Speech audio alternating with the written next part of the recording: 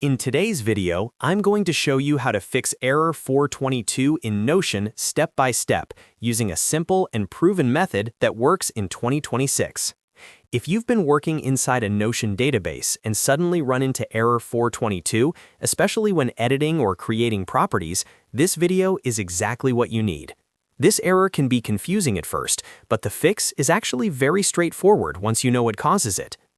Before we jump in, if this video helps you out, make sure to hit the like button and subscribe to the channel for more Notion tutorials, productivity tips, and software fixes. Let's get started. First, open Notion and navigate to the database where you're seeing the error 422 issue.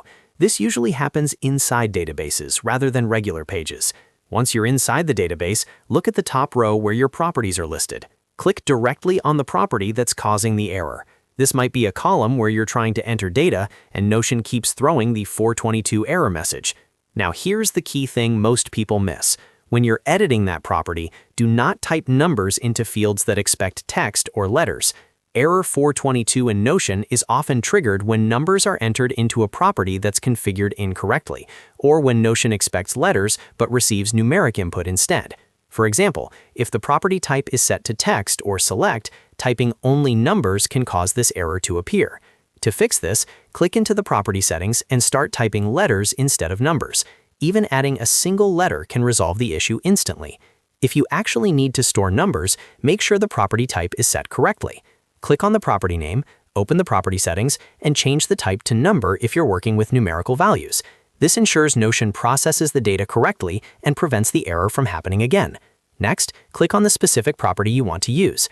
Double-check that the property type matches the kind of data you're entering, whether that's text, number, select, multi-select, or another format. Once the property is set correctly, try entering your data again. In most cases, the error 422 message will disappear immediately. If the error still shows, refresh the Notion page and repeat the steps to confirm the property settings are saved properly. This simple adjustment fixes error 422 for most users and helps prevent it from coming back in the future. And that's it. You've successfully fixed error 422 in Notion by adjusting your database property settings and entering the correct type of data. If this tutorial helped you, don't forget to like the video and subscribe to the channel for more easy Notion fixes and step-by-step guides. Thanks for watching, and I'll see you in the next video.